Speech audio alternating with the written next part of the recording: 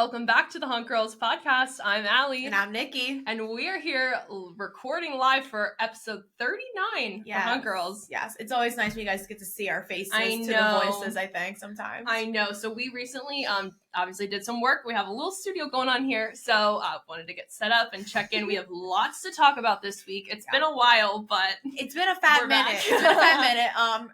Things get crazy. There's also not really usually much to talk about lately, but we do have some catching up to do. Yeah, now that it's been so long, we have lots to talk about. Lots of speculation, rumors going around, some new things that have come out, some things that we've done since we've talked to you guys last. Yeah. And I'd say most important of all, we just celebrated our Hunk Girls 1 year anniversary. Woohoo! It's been one whole year of us doing this. I can't believe it, honestly. It's kind of crazy to think that we've already been here a whole year. Yeah. It feels like time flies, but also it feels like time has moved very slowly. Yeah, I can't figure it out. I agree. Like, looking back at all the events that we've gone to over this past year, it's kind of crazy. I'm like, we did all that in 1 year. Yeah. Well, we don't stop. We don't sleep. It's fine. It never stops. Even with us not recording episodes, we're still out doing things. Busy doing things. But this is episode 39. Yes. Which is we're really close to 40. We haven't even hit 50 yet. Yes. But we got lots coming up. If you are new here, if you have not done it yet within the year, follow our socials. We're all over the place. Twitter, Instagram, and TikTok is at Hunk Girls, right? Yep. And then our everywhere else is Hunk Girls Pod. Yep. So YouTube, we're Hunk Girls. Everywhere else, Hunk Girls Pod. That's what it was. Yes. Yep. So we tried to make it a little bit easier for everyone, because then we don't have a bunch of different usernames we're looking for. If you look up Hunk Girls, we're gonna come up.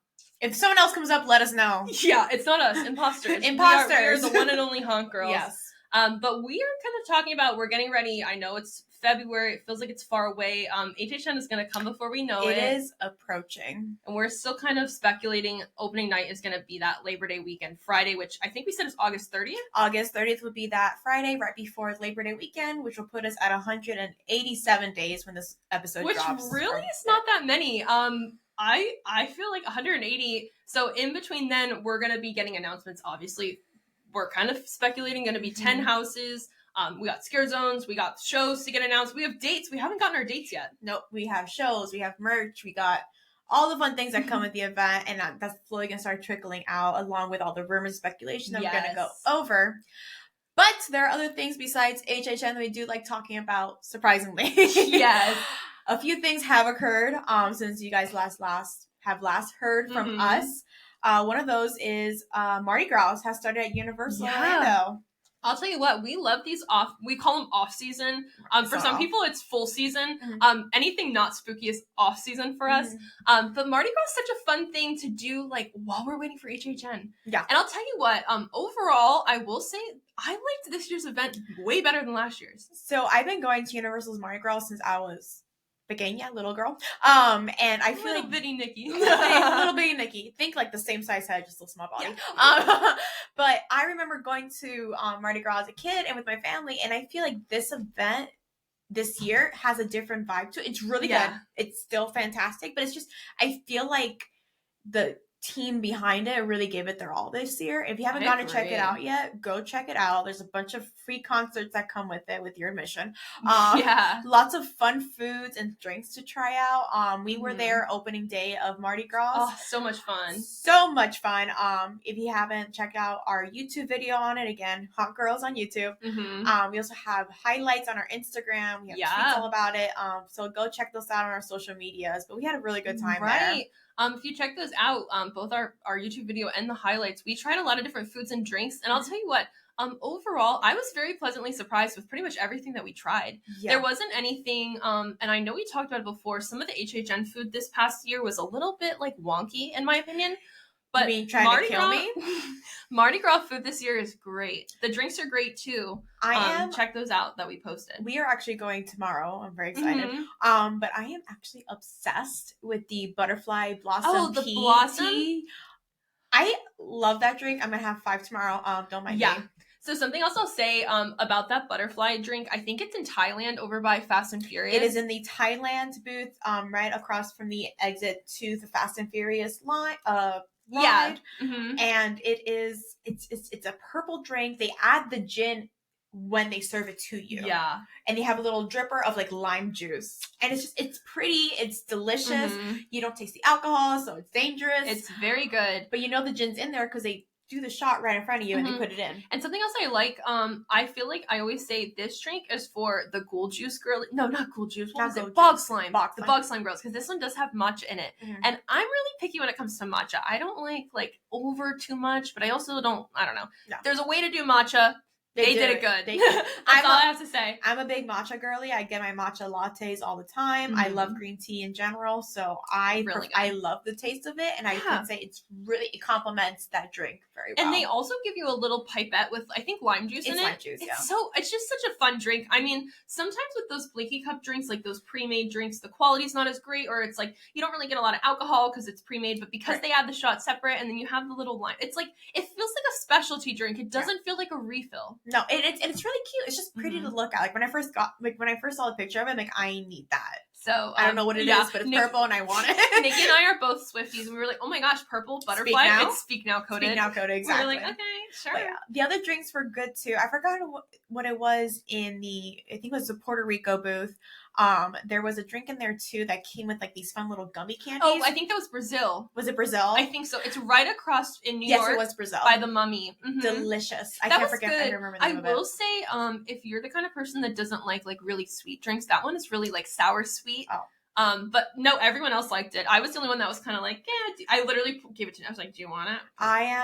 I like my drinks to taste like diabetes in a cup. So I prefer them sweet sometimes. See, I'm the kind of person, like, if I go out drinking, I'm literally getting, like, vodka and soda water. Oh. I don't like I'll do a mule. I'll do a mule sometimes. I'll do a whiskey sour, but if there's like a fruity, cute drink, I'm like, Overall, something else I do want to talk about with Mardi Gras is that we both did, I think, they have food lanyards. Yes, we did the taste lanyard, and we did the, we got with our annual pass $60 for $75. For $75. I think. Yeah. It was something like that. We paid like $65. We got $75 worth.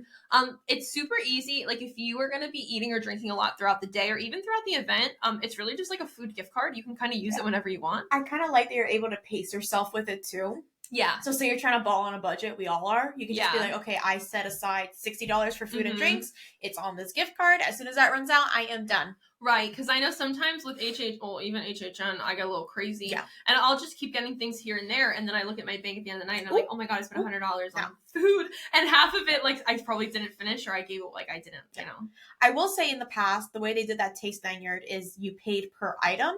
So basically, you spent $65, you got 15 items. Right. Not even looking at the prices. I liked that system a little better, because I would just buy the most expensive things, because I was like, okay, I get my buck's worth for this, but it is still nice being able to use that taste lanyard and set aside like, okay, I have $65 worth to spend on food. Right. It's $70, whatever. And you also get your annual pass discount on top of it. So that's another thing I was gonna say. So when you buy the lanyard, you get that $10 basically free by buying it. But then when you're using your lanyard to buy food, you can use your pass holder discount. Not on alcohol, only food.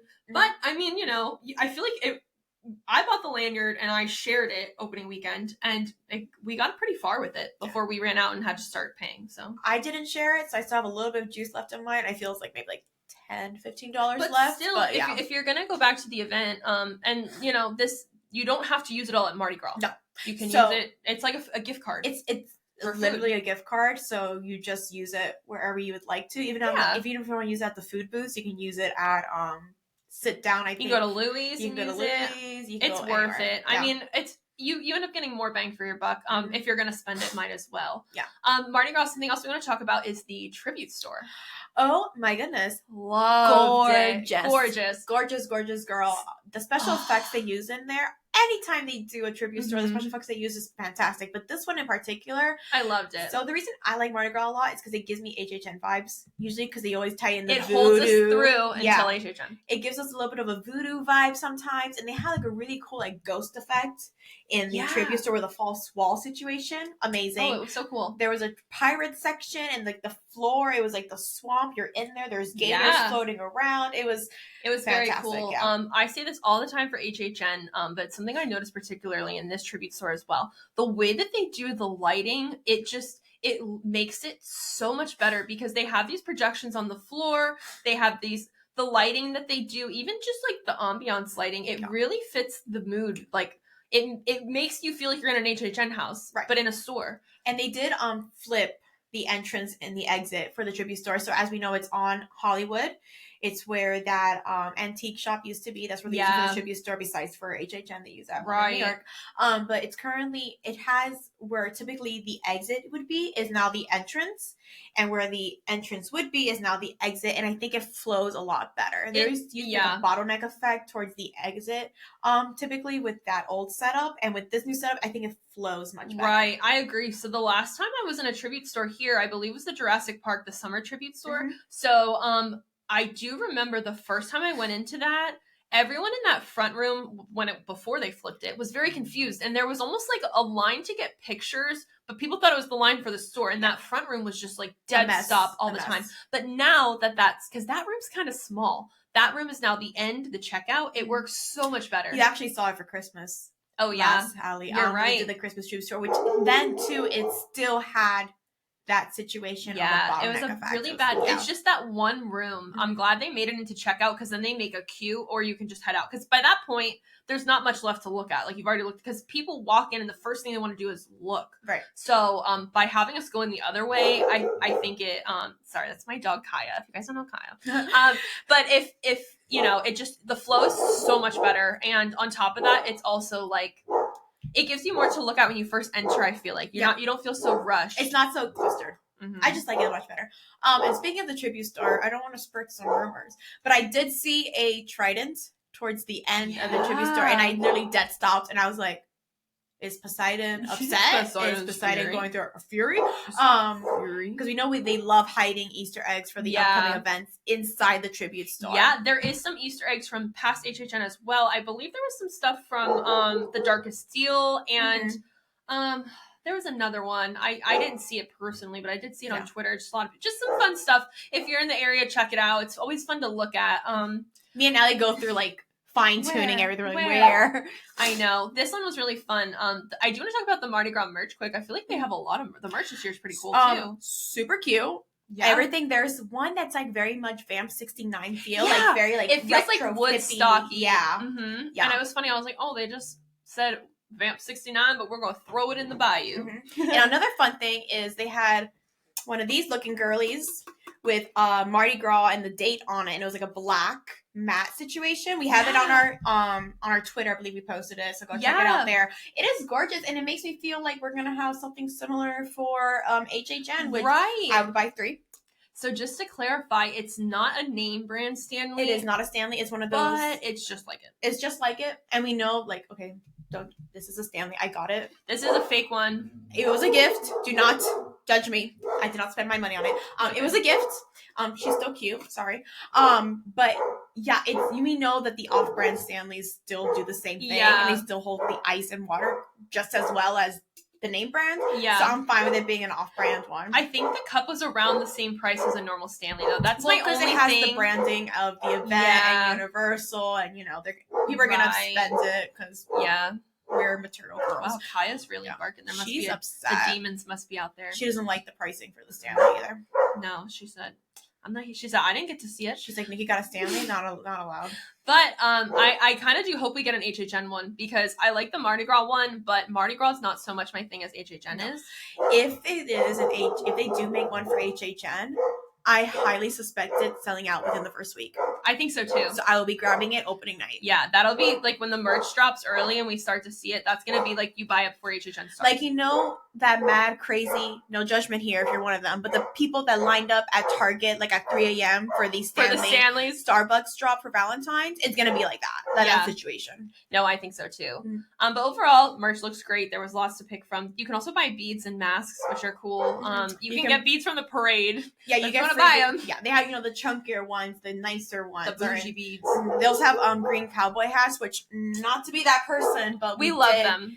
We love them, and we did show up for opening with them. So we love a good party hat. We love a good fit too.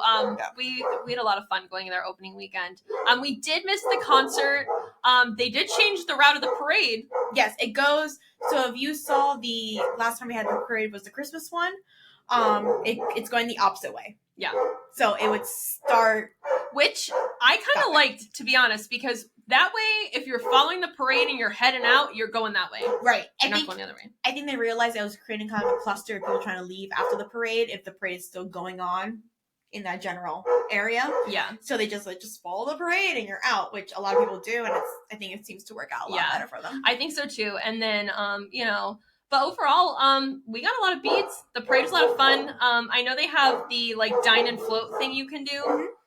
So, but yeah, I'll let you keep talking about Mardi Gras. I'm gonna go yell at my dog.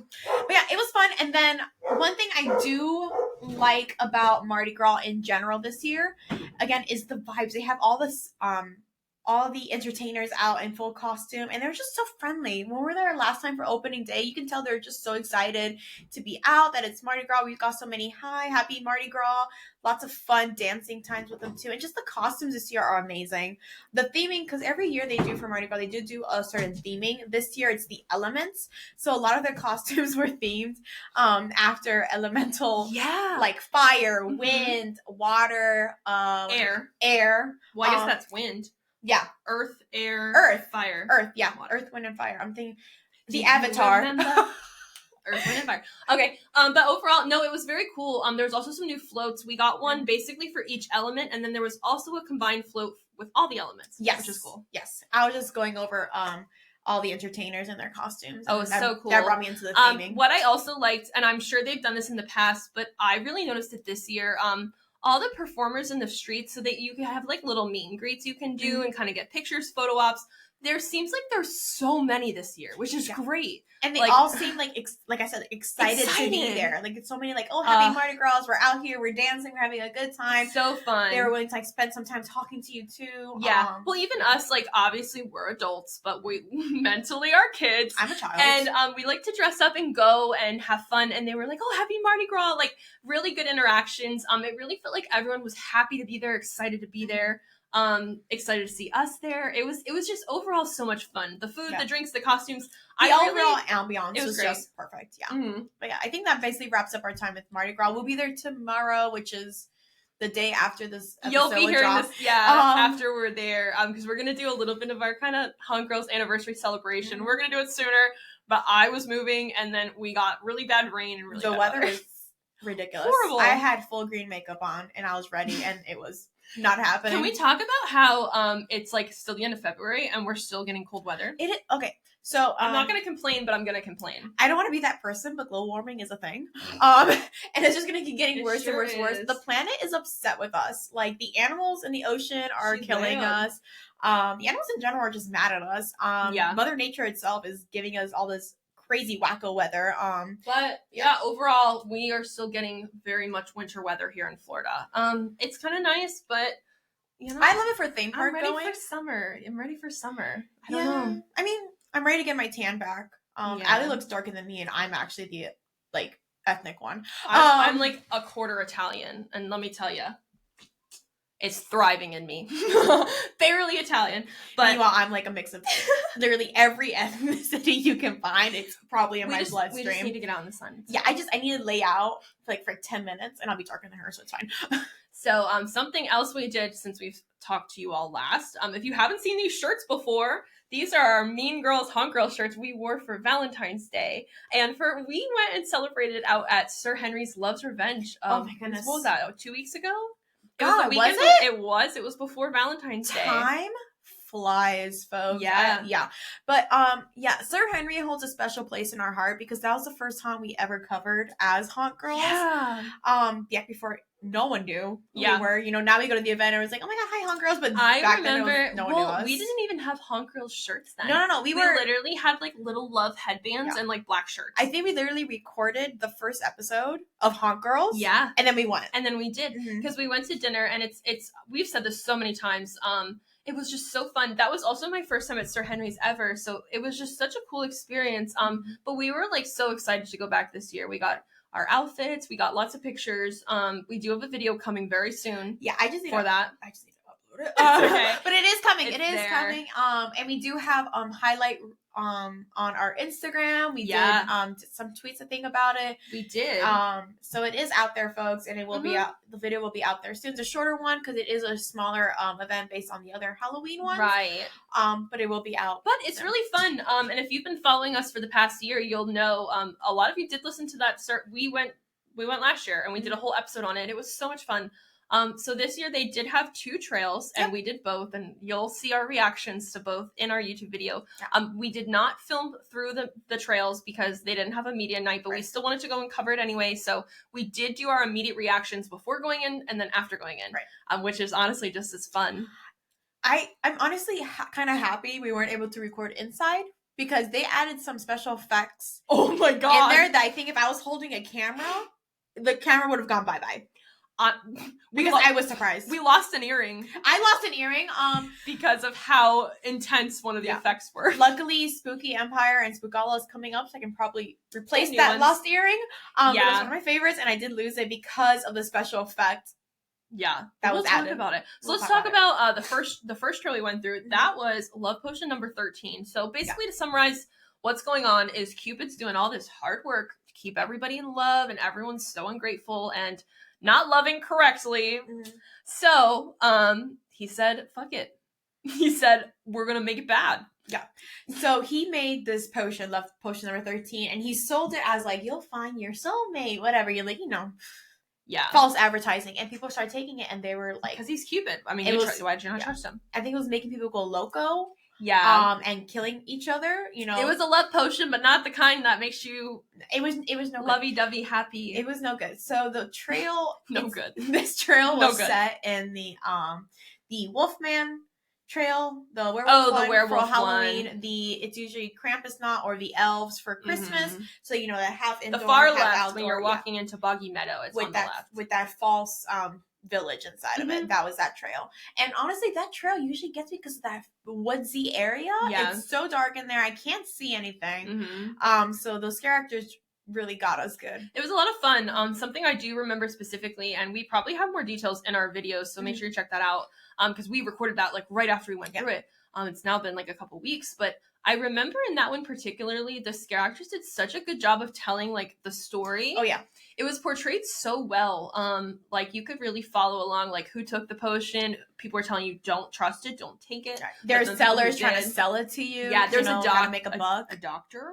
I think there was a doctor. Yeah, because he worked with a doctor to make the potion. The doctors were in there. That was pretty cool. There was one scene that was added for this haunt in particular this season. It was a giant like teddy bear room with a giant animatronic teddy bear head. That. It was. I walked in. I was like, "Wow, this is brand new." It's me. So I missed Christmas. I was on a cruise, but Nikki did go, and I think they had something similar with like Abominable Snowman, right? Or something like that? That was in the Creatures. That was in the Creatures trail. Yeah. So this was something I haven't seen at Sir Henry's before. This teddy bear animatronic. No, it was brand new. It was brand new for Valentine's Day. I liked it. And you also kind of had to like push your way through hanging ones, which I really liked. We can kind of spoil it now because it's over. You can't see it now. Yeah, you're not going to see it. But it was really cool. I really liked this one. And again, like, just even the facade is very fun. This one I feel like is the longer trail. It feels long. I know what I'm going through. Yeah, because you're going through. Well, we're also like taking our time because we're talking to characters. We're listening. We're like, tell us more. Like, what can you tell us? I'm here. Yeah. Yeah. But you do go through like a woodsy area. You go through like a little village. There's a little chapel. There's like a whole little situation in there. So it does take a little longer than I think their other trails do. All their trails are pretty long compared. If you compare like it to HHN, it's pretty long. I think it takes about like 5 to 10 minutes to go through each one. Yeah. But overall, that one I liked a lot. I remember coming out that they have this one like hallway at the end that's just black. And I'll tell you what, Nick, I make her go first. I'm always first. No shame. She goes first, and we literally like, we don't get super scared, but in there I'm like, get me out like as fast as I can. If I cannot see, that scares me. What is happening, and I know someone's in there, that's what freaks me out. I literally, so I'm always first, even when we bring her husband. When we bring her husband, I'm still first. So Nikki is first. I'm just first. My rule of thumb is if they're taller than me, you're not going in front of me. No, because you think then I can't hide. Because I sometimes like will like see ahead and get prepared. I don't want to be the first one, but I like to analyze from afar. And I'm also the shortest in the group. Yeah, so she's going first. Yeah. I'm not going first. Nikki's going first, unless it's like my favorite house ever. Then I'm right. There's There's sometimes but it's worth usually it. I'm leading the train. But yeah, so that hallway, it always gets me because it's dark and there's mannequins in there to make you think that it's a person. So you don't even see, you just see like a dark figure. The hard part. And you're like, okay, I'm not sure if you're real or not, but I know you're there, okay? And I'm not sure if you're real, but we're going to keep going. And they get you at the most obtuse moment. And something I'll never forget, I think it was the Valentine's Hunt last year. They had someone in there that was running. So all you hear is and I'm like, hello? And you can hear them, but you can't see them. And you literally hear them running at you. And you're like, oh my God. That's the scariest thing. Like hearing things when it's dark. Yeah. Overall, this one was very fun. And we did this one first because, at least for Valentine's last year, that was the least scary out of the two. So typically for me, that one is the least scary of the two that they typically use. Mm-hmm. Even though for Christmas they did use the nautical themed trail, which is very interesting since they usually don't use that trail for off-season events. But yeah, of the two, that's typically less scary because in the manor facade looking one, there is a particular room that we'll get into. If you have listened to us before, you know exactly what we're talking about. And that one always gets me. Yep. So yeah. So after that one, we did go over and do their second trail, which I believe Blackthorn Inn. Yeah. So the story of this one was so that one Blackthorn. This is for Blackthorn. Mrs. Blackthorn. She runs an inn. She used to run it with her husband, and her husband passed away. Since her husband passed, she has been, that bitter lady that, has no one, basically. And people would go to Blackthorn Inn to, honeymoon. It was very romantic. And she was like, oh, yeah, come honeymoon. But she had certain rules that you had to follow. And if you did not follow those rules, you ended up in the wall. We're in your walls. We're in, in the walls. The people under the stairs situation, it's that, but you're in the walls. Yeah. So, you had to follow the rules, and of course, this had a lot of scare actors telling you, don't follow our rules because you're gonna end up in the wall. And I was like, well, who's gonna tell us these rules? Nobody's told us the rules. That's the only thing I wish I knew. That's all. I didn't know the rules. I wish they had even if they had just a huge prop that had the rules listed out, I would have stood there and just read them all. Yeah. But overall, this one basically a lot of honeymooners and couples go stay there and never come out. Yep, because they're in the walls. But that one was very good. So this one like I said, this trail is usually the scariest of the two because it has that infamous closet scene, which you've ever been Sir Henry's, but you've heard of Sir Henry's, you know about the closet scene. If you know, you know. If you know, you know. It's scary. It's scary as fuck. But even before the closet scene, R.I.P. my earring, where I lost my earring, is they added these gust of wind effects. And a cannon of wind. And I'm the fucking first one in here, So let me tell you, in the past, and maybe either we just missed it or it's entirely new. I'm pretty sure it's entirely new. I think it's entirely new. Because you're going through these bookcases, right? Mm-hmm. And typically they don't have scare actors in there. So, because we know after that we're going to the bedroom, which goes to the closet. So I'm really mentally preparing myself before the closet. I'm not preparing myself to get fucking blasted with wind. I know. And we just so happened to be following along the wall, and the wall we were closest to literally, I almost wish they had a scare cam there to see us. So I had a Beyonce moment. Yeah. We screamed. I would have, how Beyonce always has a fan on her? I feel like it would have done that. But it was from the side. But it was from the... And it was literally... Our hair was My hair was everywhere. But I had... It was fun, though. Not gonna lie. It was kind of fun. But it was so strong that I knocked one of my earrings out. And it was And we didn't notice. We didn't notice until we got home. It was a little, it wasn't a weak backing. It was a hoop. Right. And it knocked it out of me. Yeah. But it was fun. I'll tell you what. It was very effective. It was very fun. It really got me on edge. And then I went into the bedroom and was like, fuck. Yeah. So I think I was even mid-sentence when I got blasted with wind. Oh. And that scared me even more. Something else I want to say. I don't know if you noticed because you were at the front. We had a scare actor follow us all the way from that kitchen room to the bedroom. I remember to the closet. You saying something. I was like, he's still here. He's still with us. So while we're getting cannon blasted to freaking Canada, we got a guy behind us. We know we're going to the closet. They just did such a good job of I don't know, just executing these scares. This is the only trail, or even compared to HHN, where my heart was genuinely racing. I was actually screaming. I was actually scared, but in a fun way. Mm-hmm. First it was fun, and then it was spooky, and then it was fun again, and then spooky, but in a fun way. But yeah, then of course after the Air Canada, the free flight to Canada, as Allie said, we got to the bedroom, and I know that that's the bedroom that has the closet. Mm-hmm. So before I go in the closet, I make Allie grab my hand. We conga line through that bitch. Because I'm like, I know I'm being first, but someone's going to hold my hand. But it's so scary. So if you're newer and haven't heard us talk about the closet, it's literally like never-ending maze of pushing your way through clothes. So think of like a really bad clearance rack. But the racks are taller than you, and you can't see shit. And there's fucking people in the racks, and you can't see them because there's clothes. Mm-hmm. So they'll just pop out of nowhere. Now, something I will say is they did not have a scare actor in there this event. But I think that was purposeful. I think so too. I think it kind of put you on edge because I'm looking at the ground, and usually I can like find the feet. I couldn't find the feet, and I was like, oh my God, they're going to wreck me. I don't know where it is. So they had us on edge. I think they were like, y'all know what we do in here. Yeah. So it's basically like if you know, you know. Yeah, like someone took a course in psychology and did that to us because it was bad. It was great. It was great, but it was bad. So we came out of that one. It was just like between the two of those, we always recommend making a trip out to Sir Henry's. Their event is so affordable. I think honestly, it was like $35, if that 27. I think 20 I think it was less than $30, and to do two, and they do them well. Mm. It's not even just like you pay to go in. It's fun. Like they do it so well.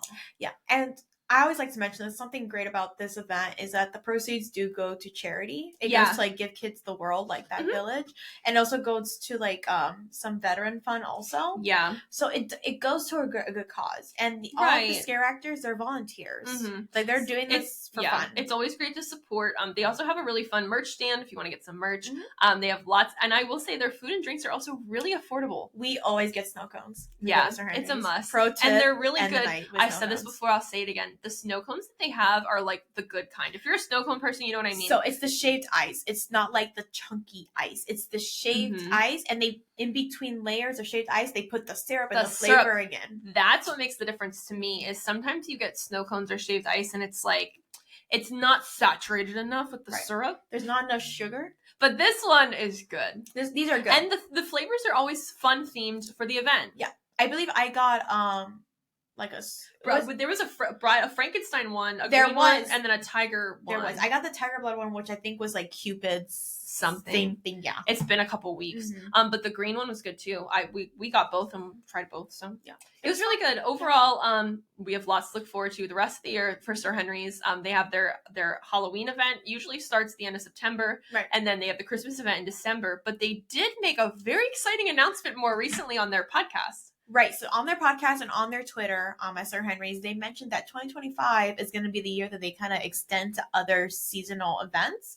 So they're going to have more holidays themed haunts, basically. So right now they have Valentine's, Christmas, and Halloween's their big one.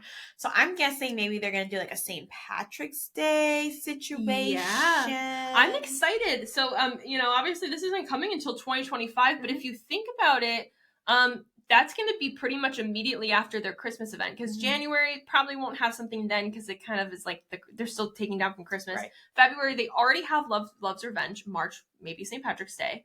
Any other holidays you think that would fit? Because they usually just have Halloween, September, October. I can't see them doing anything else. If they really wanted to. It could be like 4th of July. Which I would support. They could do Easter, but Easter's was really close to St. Patrick's. Yeah, so even this year, Easter and St. Patrick's Day are like 2 weeks apart. But 4th of July, they could do like a summery one, 4th of July. Or maybe just summer in general, like summer camp. They can go to summer camp, like Camp Crystal Lake situation. That would be fun. They can do 4th of July within that summer camp situation, like fun barbecue. It doesn't have to be it could be just seasonal. It just be seasonal, yeah. It could just be spooky. I mean, we're spooky year round. They can be spooky all year round. My necklace says spooky bitch, and it's always, exactly. We're always spooky. But overall, I'm really excited to see what they do with this because they've been doing it so well. Like, we're gonna go. Gives us stuff to do. We love Sir Henry's, and we're in Tampa. We're in Tampa girlies, and it's closer to us than Orlando. Yeah. So that part is also great to us, but it's also just a fun event. And everyone that throws it are so great people, and it goes to a good event, and it's always a fun time. So go check it out if you haven't yet. Sir Henry's Haunted Trail. It's in what, Lakeland? By Plant City. By Plant City. Okay. I think it's right by that Keel Farms. It's straight off I-4. Yeah. I'm a GPS girly. I go I don't know. Boop, boop, I put it where it tells me. Yep. I go. Yep. But overall, we had a great time at Sir Henry's. I can't wait to be back. Halloween seems like forever away, but we'll be there. Well, it's gonna be there soon. We're always there. So, speaking of other haunts, we did get the official dates for Knott's Scary Farm this year. Yes. So if you guys don't know, if you're new here, we did go to California this past haunt season, and we did for the first time, and we were there for Knott's. What is it? Their 50th. Their 50th anniversary. So Knott's is like the OG haunts like for theme parks. Yeah, they were like the first one ever. So a lot of history there.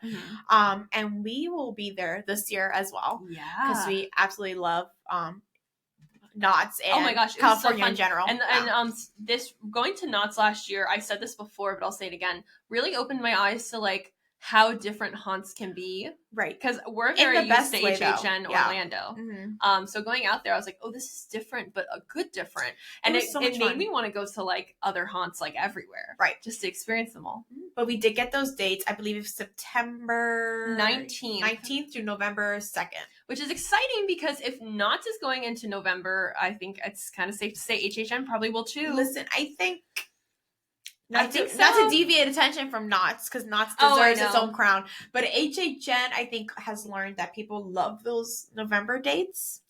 The only thing I will say, I think Halloween is on like a Thursday this year. So they could do that and then end it. Last year, Halloween was on a Wednesday, I think, a Tuesday or Wednesday. So they finished it through the 4th. Yes. But something I will say, selfishly, I would love it to go as far into November as possible. Yeah. But those last couple nights were so dead, I almost worry they won't want to continue it because of how low attendance was. I was thrilled. The lines, you could walk into houses 10, 15 minutes. You had Express and they told you don't use it. I did Monsters like 5 times. And I cried each time, but you know. So I really wanted to go into November.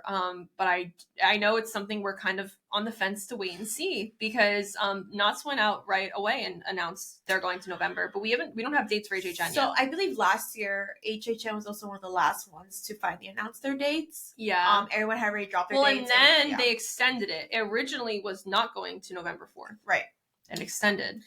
Which was exciting. Yeah. But I do remember, I want to say the scare actors found out it was extended the same time we did. Yeah, it wasn't a great situation for the scare actors, which I apologize for. I know it's great for us, but you're working. So I don't know if it was last minute or how that worked out. But I do know them adding the dates was maybe not originally communicated or planned. Yeah. So when we get the dates for this year, I'm curious to see what they come out with versus what actually happens. Right. So we'll see. God, please let there not be hurricane anywhere in this event. So opening night rain at HHN is obviously very much a tradition. So that's a thing. So if you're going for HHN opening night, it go rain. Pack and dress accordingly. To be honest, I don't think I'm gonna do Stay and Scream anymore. No, because that's the thing. Right. Opening night, you get there early AF. You stand out there. It's fun. You see everybody. You're having a great time, and then you're soaking fucking wet. You're uncomfortable, and you want to go home. Yeah. You have to go home and change. That's how bad. The rain gets worse every year. We prepare, and it's never enough. We very much treat HHN opening night as our Met Gala. Yeah. Everyone does in the community. Yeah, so, we're do. Dressed to impress. We're in our skirts. We're in our boots. We're in our crop tops. We're in our fishnets. We're full blown out there. Hair, makeup, full done. And it fucking rains. It's bad. It's so that's bad. The thing it's too. Like tsunami. So here's what happens too, is you go to Stay and Scream and you wait. And you're like, wow, I get here early. I can get a bunch of houses done. But the problem is the rain is so bad that it's not even worth waiting in line that early for because you're getting rained on. Like, for how long you wait and Stay and Scream, you're not saving time, in my opinion.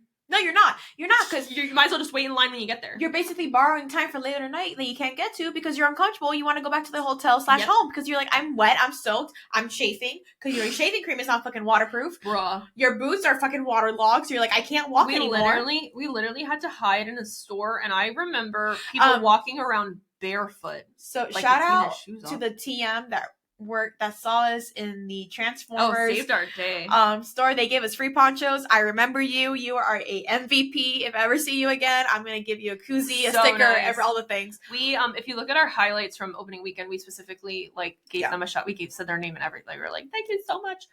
Give us some free poncho because here's the thing, the store was closing. Yeah, they're trying to get us out of there. Raining, and they said, look, we got to kick you out, but we'll give you a poncho. And I said, all right. Yeah. And you just see us leaving with our ponchos on. Everyone's like soaked. We're like, hee hee. We still got soaked, but it was we will remember that, and we are very thankful still for you. So thank you. Something else, back to Knots. So we got the dates for that. Opening night is September 19th, which is exciting. Which is usually, I think, HHN Hollywood typically opens a week after Orlando, and then I think usually Knots is the week after that. So it's about the same, pretty expected.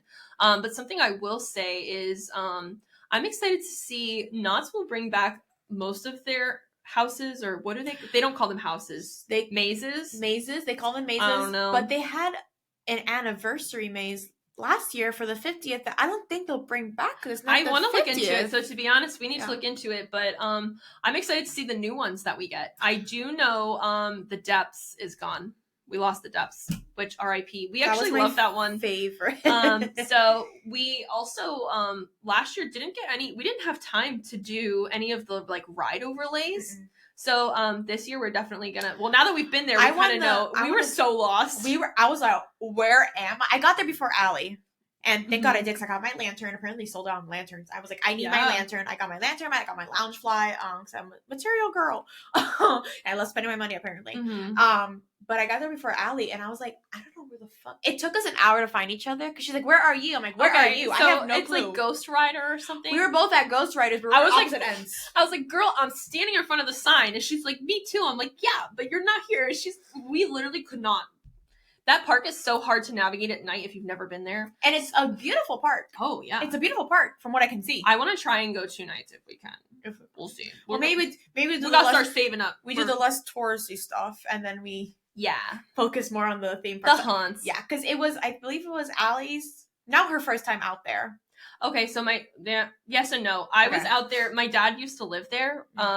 When I was itty bitty baby. Yeah. So I was there, but not old enough to remember anything about it. And I've been there with my family, and I've done like Disneyland and all that. But since it was her first time, I believe it was Tyler's first time. Yeah, ever. And then it was Alex's like first time. So we had to do, I had to do some of the tours. I went to the Michael Myers house. We did the Michael Myers house. That was very fun. Fantastic. And we did like other like more California touristy things. We had other things. It was one day just we both had different plans, things we wanted to do. But I went out to Six Flags Magic Mountain, and let me tell you, I'm dragging Nikki there this year. Their hunt was so fun. Fright Fest was so fun. We'll talk about that. We've talked about it. I want to do hayride, but we'll talk about it in the future. But I really think this year in California, we're really gonna like focus on the haunts. Yeah, because even though we were there for almost a week last year, it didn't feel like enough time. No, at all. Like we were like, I wish I had more time, because it was. We also need a plan. We kind of went there free balling. I kind of would like to do HHN another night as well. So we did RIP tour last time. 100% recommend. Oh, so RIP in Hollywood. I agree. Recommend. But speaking of Hollywood, John Murdy has given us a little bit of some updates. Ooh, I'm not sure if they help us in speculation. So, but you know me, I'm always living in Delulu. And I jump to conclusions. Yeah, being Delulu is the Salulu. But I will read the John Murdy tweets. For those who don't know, John Murdy loves hiding little hints inside his tweets. He loves messing with us. But they're so cryptic. They are very cryptic, and it's never what you think it is, but we'll talk about it. Okay. So there's a tweet. I fell down a rabbit hole researching the latest house, and I don't think I'm coming back. Someone please switch the plate on the back of my kids' heads to auto parenting mode. Haha. If I finally land on something, I'll let you know. So he's learning. Rabbit hole. I jumped to Alice in Wonderland. I jumped to Alice in Wonderland in 3D. That's just me. Again, like his hints are very cryptic. Asylum in Wonderland. So exactly. So they're never. It's probably not going to be Alice, because that's too straightforward. He also has said in the past. He's said, "Oh, I'm going down a rabbit hole. I'm doing this." He always talks about researching. Yeah. I know specifically last year the one that he talked about heavily researching was the Monstros, the monsters of Latin America. Mm-hmm. So for that one, he really, really had to research, because we got all these new monsters.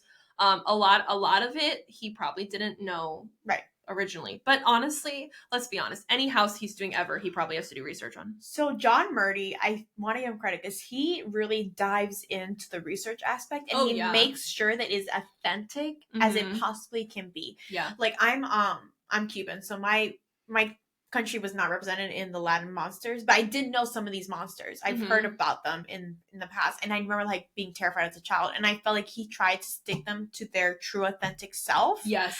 Which I know a lot of Latinos in the community were very happy with, and I love me and me in general, anything Latino or Latina based, I feel seen. And I love just giving John Murdy that credit. Right. Because he does do right. a lot of, if you're going to do it, do it correctly. And something else I'll give him credit for, the architecture for that monster's house was beautiful. Oh my God, gorgeous. And it was so authentic. We usually get a good amount of info at Midsummer Scream. That I think it's usually in May or June. I remember, or maybe July. It's close to my birthday. I think it was July. Yeah, I had watched it because I had COVID. We watched the live stream, but he was going through pictures because sometimes by then it was already announced, I'm pretty sure. Or maybe he announced it. I don't remember. So some of them were announced at that point. Some he was like, I know you guys know about X, Y, and Z house happening. Here's pictures. Because in Hollywood, you can see the facades going up for some of them. So he went through some pictures and showed us. And it was just, I remember him showing us pictures of like an actual cemetery or a Coliseum. Is that what? Coliseum. Mausoleum. There it is. You know what I mean?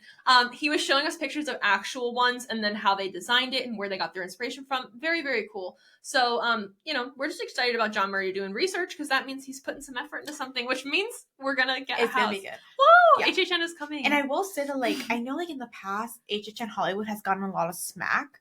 But I'll be honest, I don't see it. I don't see where the smack. Okay, I do see it a couple places. Yeah, but sometimes you guys give Hollywood shit for stuff that you have no business giving them shit for. I hate to say it. I'm sorry, but there were some houses in Hollywood that were better than ours in Orlando. Yeah, like Chucky. Yeah.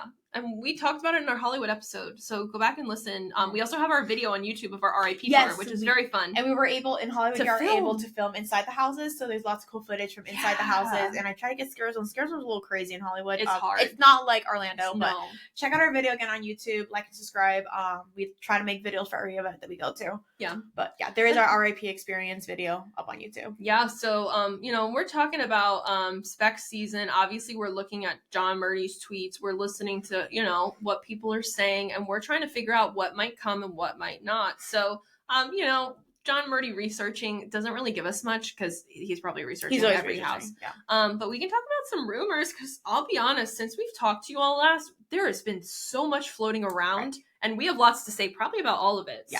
So again, like, I know you guys haven't heard from us in a little bit. We're still here. We're still talking to each other. We're still hearing from the grapevines things that are happening. We're still collecting that information, so we're not like disappearing. So if you don't hear from us, it's not like we're like AWOL. And I will say, we typically will not talk about a rumor unless there is some kind of validation or we like to back it up. We like to if we only hear it from one place, we're like, maybe.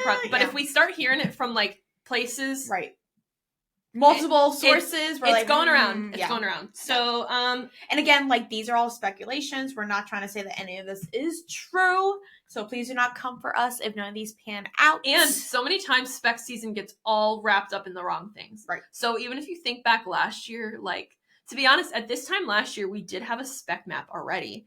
And I think if you look at that spec map versus what we actually got, it was, a good amount of them were pretty spot on. So but a good amount of them were very different. Yeah, as we get closer to the event, they do release more spec maps with edits. So it starts getting a little more specific to what we're actually going to see. Horror Night Nightmares, you can follow them on Twitter. It's where we primarily follow them. They will do spec maps, and I believe they posted that they're kind of getting close to getting one, so that would be really awesome. Once we get one, we will do an episode about it, because it's our favorite thing we love talking spec. We love spec. So this I will talk about quick because it's not really spec, it's actually proven, but we don't know what it's for. So permits have come out for the addition of 2 more sprung tents to be located back by the 2 that we already have. So this is kind of interesting because earlier this year some permits popped up for a new building going in Lot F, and some people had speculated, maybe we're getting rid of the sprung tents, putting a new building there. The new building, we kind of had talked about it. The budget for it was kind of low, so it seems like it's going to be smaller, probably not as large scale as like the sprung tents are. But now that they're putting 2 more in, I'll be honest, this construction for the building and the tents they can get up quick. These are hurricane grade. They stay up year round. The building, I don't think would be done in time for HHN because they have to build it and then they have to put the house in it. So just so people don't think we're speaking out of our asses, I know some people might be new here. Allie's an engineer. I work in construction. So I do what people call blueprints. We don't call them blueprints, but I'm a behavior analyst, which never really comes into help here, but I can analyze. It does when we're talking about houses. Sometimes, but just so the people that are new here, we're not talking about houses. Women in STEM. Women in STEM and science. We love it. But so yeah, just so when we talk about construction, I'm pretty familiar with timelines, budgeting, what's the code, what's not, what they can do with the timeline. So looking at timelines, realistically, they've already started construction on, in my opinion, almost all houses. So when we're talking about permits, we have permits for every location we did last year except for the new parade building and the old parade building. So some people have speculated that potentially maybe they're going to put houses in these new tents and not in the parade buildings because they might be used for parade floats to store them. Mm-hmm. There's also lots of rumors going around with the new parade, so we'll talk about that. But overall, in my opinion, if they just filed the permits for these 2 new tents, it's going to be a tight push for them to get these tents up and then to construct a whole house in it. I mean, I know we're saying, oh, it's February, but like these houses are usually done by July, August. Yeah. And if they're still working on them in August, it's because something got fucked up. Right. Guys, there's only 525,600 minutes in a year, and we're ready for my musical. Can you tell she's a musical girly? But so I know like a year seems like a long time, and I know we're in February right now, but we don't have to the end of the year. We have till like July, August, and August is pushing it. So in my opinion, but it is interesting we haven't gotten those parade warehouse permits yet. So I have seen a little bit of a talk where some people have said, and I've only heard this like very, very minimal, so not gonna put too much effort into it yet. Have heard talks of something maybe going in the Minions, VillainCon building. We haven't had a house there since Case Files. R.I.P. Shrek Theater. Yeah. I would like that. I do feel like the park, we are really missing out on having something at that front. So, yeah, you may know, I was very against Minions. Because Minions took... I love them. Minions took Monsters Cafe from me. And I hate that whole little avenue. But if they can add like a little haunt in there. That's the reason they also pushed forward the first Scare Zone. Yeah. A bit. Plaza of the Stars, Plaza of the Star, yeah. They couldn't, but now it's Illumination Avenue. Because I think they couldn't put anything in Illumination Avenue per the contract. Well, it looks kind of, I mean, let's be honest. It's so out of place. It's out of place. The Minions stuff had just opened before HHN, and all of a sudden it was like they didn't want to put all this Halloween stuff on top of it, and I kind of get that. It kind of takes away. I mean, Minions Cafe is open during HHN, just like Monsters Cafe was, which is great because it's a great food option at the front of the park. But I mean, they pushed that forward. I really would like to have a house up by Minions. I need something there. It felt empty. I'll tell you what, especially with the construction on Kids Zone. I know that's moving along and it looks great. You can see Shrek's little tree, whatever swamp, his home, his home, his Dojo Casa house. Yeah, exactly. So that'll be done it should be done well before HHN. I think this summer it's opening. Yeah, DreamWorks. And that would also open up that whole back area a little bit more, and which it needs to. It needs because that. But think again. If we're not getting the parade houses, that's where that used to go. The weekend you'd enter there. Or, the Last of Us, they pushed it. Yeah. But back before it was closed, we had the weekend there and Legends Collide. So that's both our parade warehouses. Yeah. So we'll see if that... I really cannot see them not putting houses in the parade warehouse. Unless there's a reason they can't, which there might be. There might be. I don't know. I just need those walls down. I do too. Those walls were in my way when I was trying to get to Unmasked. I'm like, I need these gone. Yeah, so I'm curious to see. Those tents are popping up. Will we see them... I could see them coming for HHN 34, but in my opinion, I wouldn't be mad. I like the sprung tent houses. Sometimes they end up being my favorite. We had Scarecrow, we had Wicked Grove, we had fantastic houses over there.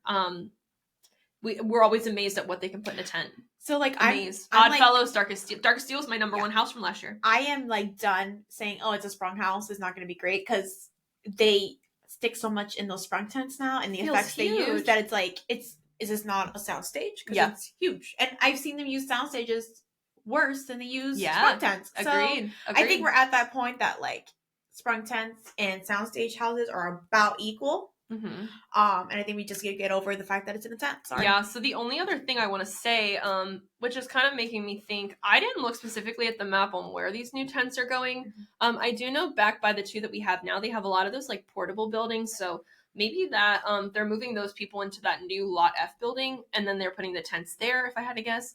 It would be nice to have like 4 houses in that one little area. Yeah. I'd love that. You'd run back to back to back to back. Oh my. I'd never leave. But if we're going to do that, can we please put some food booths over there? Oh my God. Yeah. For the love of God. So for Mardi Gras, they had added, which they had food booths in here for HHN as well, but they added a premium bar by animal actors, that little awning area. I think this is the first time we had it at Mardi Gras. I might be wrong. I don't think we had it last year. Well, we had it also for HHN 30. We had it for 32 and 31. We had the premium bar, but at 31, we only had it over by I mean like that location as a food / drink. Oh yeah, of course. The animal actor, correct. Yeah. Which is good, but I'm talking about over by the sprung tents, like by Men in Black. Remember, we had that one booth there, and then they took it out because of the storm. Yeah. And then they brought it back, but it was just a bar. Yeah. So, like, when you're going into Nightmare Fuel and stuff over there, this past year, there was no food. So, if we're going to put 4 tent houses back there, please give us food. We need... We're honest, but honestly, though, like, if you're drinking all night and you're running around, like, you need a snack. Something, need a snack. We need something. Especially, they let you bring in food and drinks to Nightmare Fuel, but there was nowhere to get food. No. So, all right, I guess we'll talk about our next one, which I'm super duper excited about. It got some traction earlier, and it's getting a lot more, but I think some things might be getting twisted. So, let's just bring up the elephant in the room. Let's do it. Ghostbusters. Before we start jumping, I'm jumping. I don't care. I'm a big fan of Ghostbusters. If those who follow me on social media, the Marshmallow Stay Puft Man, little plushie, I've been trying to get him for the past 4 years. Yeah. And I finally got it this past season. Mm-hmm. I love Ghostbusters. The way that we're getting it twisted, though. So the movie is coming out, the new one, right? The Frozen stuff, whatever. It's So we've had Ghostbusters at Halloween Horror Nights before. Yes. We had it. Was it 28 or 29? It was 29 before tragedy. Yeah. Yes. So we had Ghostbusters then, and it was very much of a fun house. But in my opinion, they did it well. I loved the house. It wasn't scary, but it was design, effects, specific things, the costuming, all great, just not scary. But that's okay. I think we always need a house that's just like a yay, fun time, nostalgia, who you gonna call, Ghostbusters situation. I also feel like Ghostbusters is very well, just the property as a whole is very well perceived by the horror community, even though it's not necessarily a scary movie. No. We all still love it. It's nostalgic. It's like a Beetlejuice. It's like a... You don't say Edward Scissorhands, but like like the fun ones, So there was talks about this coming to HHN. It's not. We haven't heard specifics on if it's going to be the older, like the original, like we had at 29, or if it's going to be the new one, because we had a new Ghostbusters a couple years ago, and now we're getting a sequel to that this March. So I kind of don't want the new one, to be honest. I don't want. Okay, so. I'm just going to flat out say, I don't think it's coming to the event, but we'll get there. If it does come to the event, HHN, that's what the event I'm talking about, I think it's going to be the old one, because we know Universal loves doing things that are in the hip and now, but they do the cheaper alternative to save some money, and it still comes out great. Like The Last of Us, they did the video game, not the show. Correct. Halloween, they did the original Halloween and not, Halloween Kills, Ends, and whatever. Right. But even, we've gotten other Halloween houses, and I feel like they still, even though they were different sequels, they still brought in a lot of people. But no, I agree with that. I know there has been talks about, because there used to be the Ghostbusters firehouse. So the firehouse is there, and it's the firehouse that Rip Ride Rocket goes through. Mm-hmm. That used to be a Ghostbusters, so that's attraction. It was a whole Ghostbusters show attraction situation. It wasn't a ride. No, it was an attraction. It was an attraction. It was a show. Yes. Okay, so I ain't afraid of no ghosts. I ain't afraid of no ghosts. I befriend them. There's one at my clinic that I'm trying to be friends with. But it's haunted. It is haunted. We'll talk. Well, another episode. But yeah, I'd be upset if it comes to HHN. No. I'd be happy. So, Well, and this kind of goes, we're going to talk about some more rumors as well, some stuff going around, but I could see Ghostbusters coming. There was certain properties that I was like, yeah, they're not going to, they usually have like one kid fun one. Right. Family friendly. Yeah, and I thought that was going to go another way, but I could see it going Ghostbusters if it's not going to go the other way. I think if it goes Ghostbusters, I think it will make the other speculations make sense. I think so too. Because, yeah. But we'll we got a long list. I'm a fan of having duality and range at the event. But I know Allie thinks that if it's going one way, it needs to stick that certain way. So I just feel we'll talk about it. When we get there. We'll talk about it. You'll see. You'll see. So, Ghostbusters, I'd be happy to see. So I'd be happy to see. Next on our list is actually the one we're kind of talking about. So the elephant in the room. The other elephant in the room. There's two. It's a big room. It's a big room. This is a big one in my opinion. Do you want to be the one to tell him? Or you want me to? I can tell him. Say it. Just say it. Five Nights at Freddy's is no longer. It's gone. It's out of here. Woo! And I'll be I'll be honest with you. I am shocked. Absolutely shocked. I'm shocked. The first thing I'm shocked about is how much. First of all, Blumhouse and HHN are like this. Bestie friends. And we went through the list of all the Blumhouse properties that were like likely to come this year, and this was the only one that made sense. I had it set in stone. I already was like, it's gonna go in here. There it is in the map. I was already writing it down. Like it was gonna be there. But not No. So first of all, that's the thing. Mm-hmm. And then another thing, how much Five Nights at Freddy's was pushed at the event last year. So Five Nights at Freddy was pushed a lot at HHN. I'd say more and Hollywood. I'd say it was more preview hype for a movie that had not come out yet than I've ever seen. Oh yeah, the marketing, chef's kiss. At Blumfest, it was the free shirt we got at Blumfest, which is at Universal Studios, in that theater at City Walk in Cinemark. It was on full display during Blumfest. In HHN Hollywood during the Blumfest thingamajiggy, it was the central attraction with all the the little costumes. They're not costumes, they're actually robots. The animatronics. It was the ones they used from the movie. So because when we went out to Hollywood, they had like a Blumhouse experience. And it was very cool. They had stuff, it was all from everything was from a past movie. Mm-hmm. The Black Phone.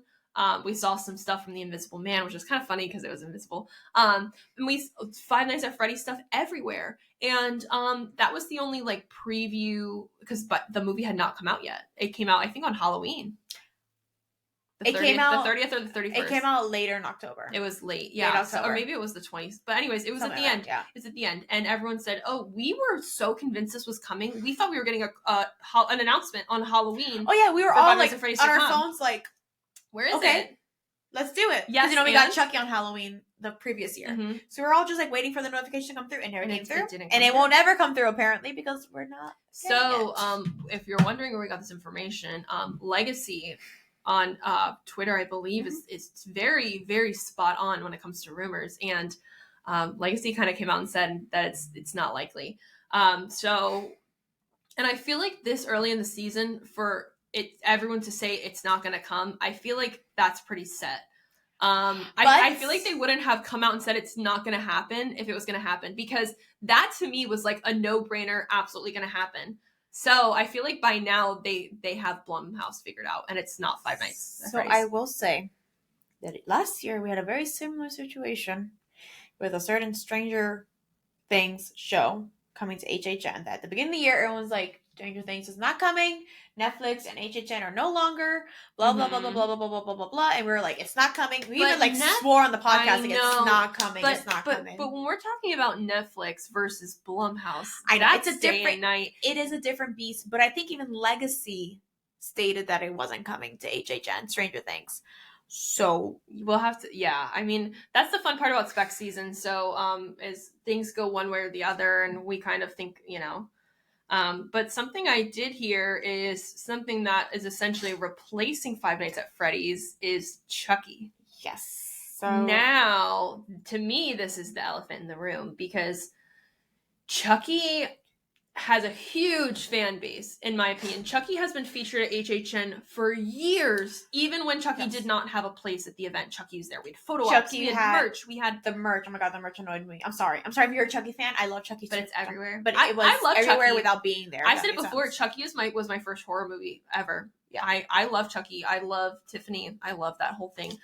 The house this past year, in my opinion, it being like meta.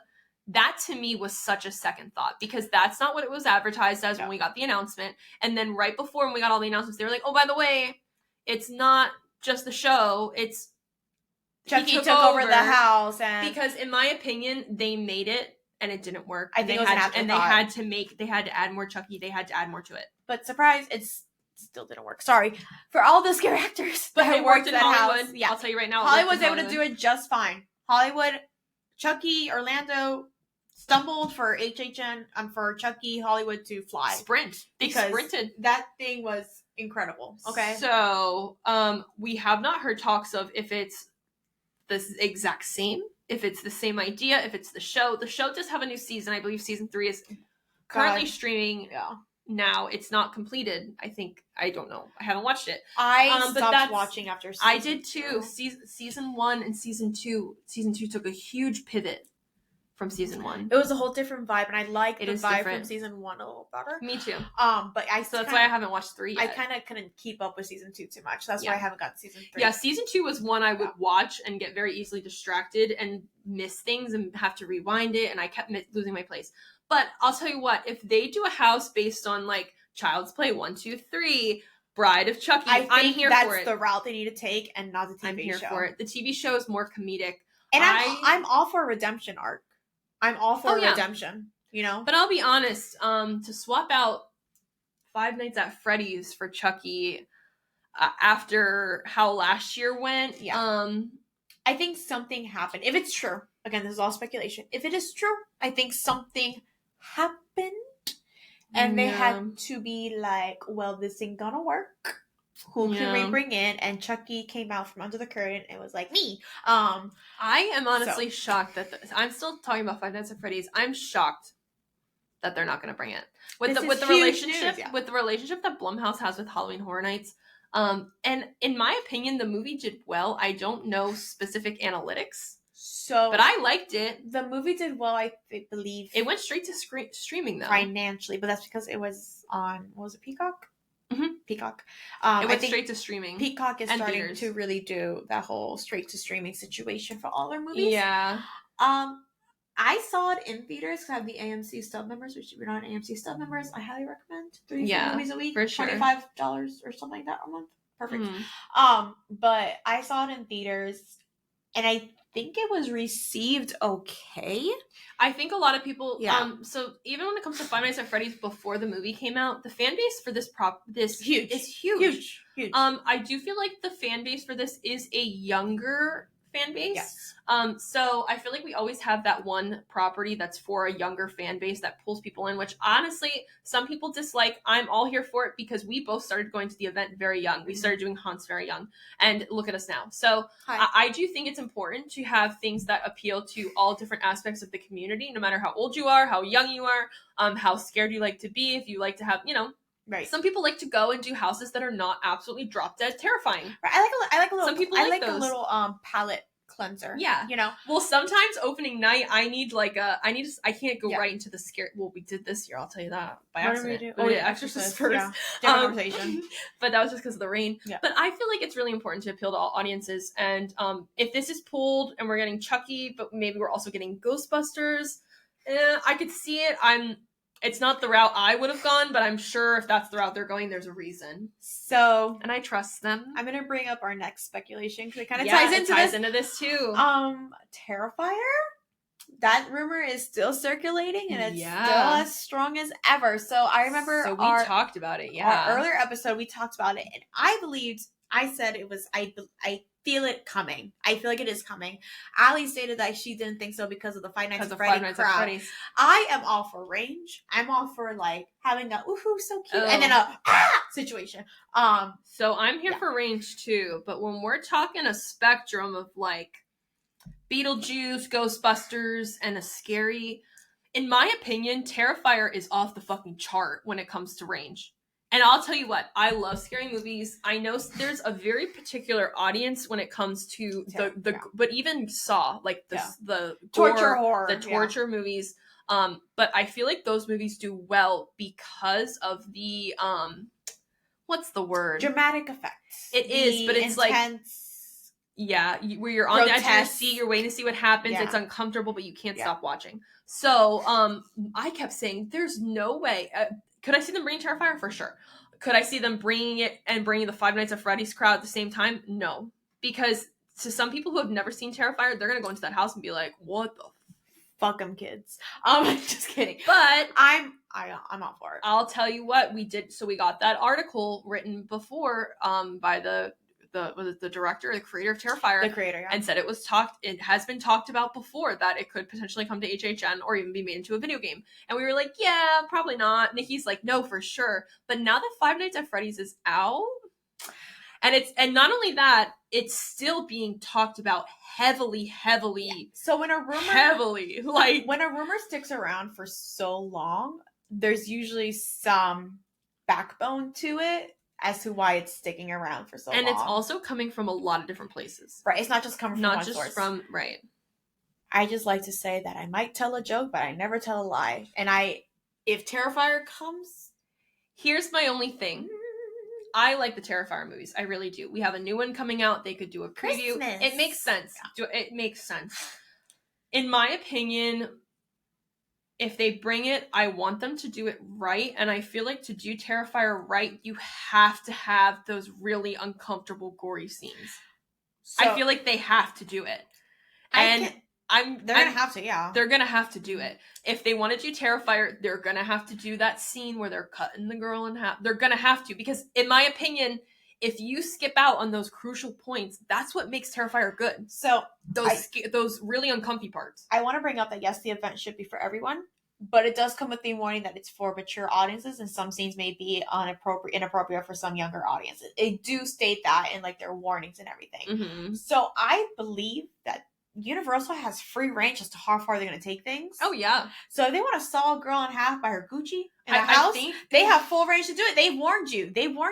Maybe this is not great for your kids. I'm not saying don't bring your kids, but you've been warned. So here's what's happening. Yeah. So here's another thing that I think. We haven't had a house. Obviously, we've been going to HHN for a pretty long time. Not as long as some of you. We're just don't get me wrong, okay, but we've been going to this event. My first year was 21. So was 23, and we're now going into 33. So we haven't had a house similar to Terrifier, I would say, in that level of scare or gore in a very, very, very long time. But isn't like HHN has been doled back? We haven't had even Saw. When was the last time we had Saw? We had Saw. Oh God. That was like when they had the whole preview thing and it was a mess. It's been a while though, because that was the year we that they had the preview for the new movie that was coming out. That was before it was like my beginning of college, like 2017, 2018, around then. But overall, even that was not gory. Like, Terrifier is different. Terrifier is like peeling people's skin off. Yeah. Like, different. To me, that's different than Jigsaw. They're trying something new. Because in Jigsaw, that house, to me, didn't work very well because they had people in the traps, but you're not seeing the traps in action. Yeah. Some of them you saw like after the trap went off or something, but you're not sitting there watching the clock go down.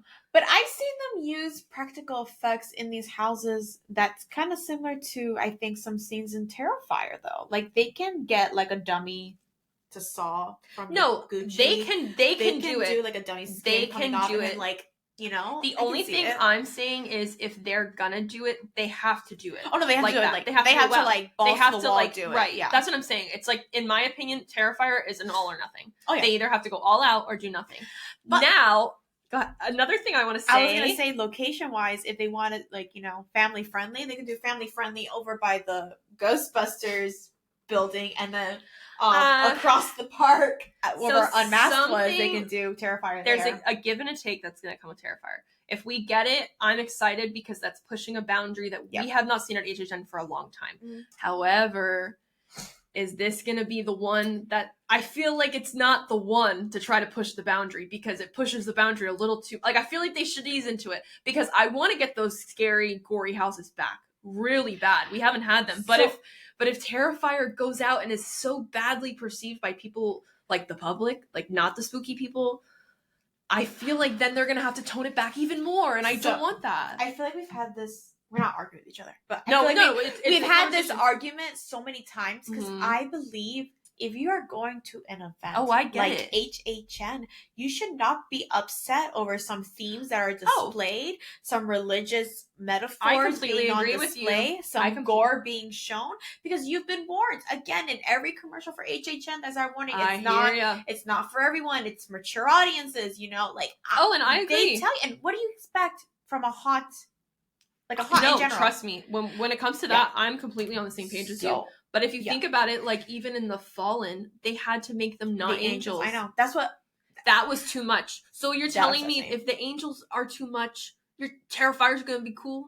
That's all I have to say. I'm fine with it. I'd love to see it. I think almost everybody in the community is cool with it. I'm worried about the public reaction, and I'm worried about HHN having to tone things back more. And I feel like we're already toned back. So I want to move forward, but I want to proceed with caution. That's all. I'm just so nervous that it's going to go so bad, and then people are like, it's going to change HHN forever. I'm very much a fuck 'em person. And no, I hear you. But when it comes to a business, like a financial standpoint. I know. That's what I'm saying. Universal's probably lucky that I'm not working for HHN, because I would be like, fuck it, all If Nikki worked for HHN, we'd have killer clowns every year. Every year. Phantom is the icon every year. So sorry. The monsters are like in 5 different houses.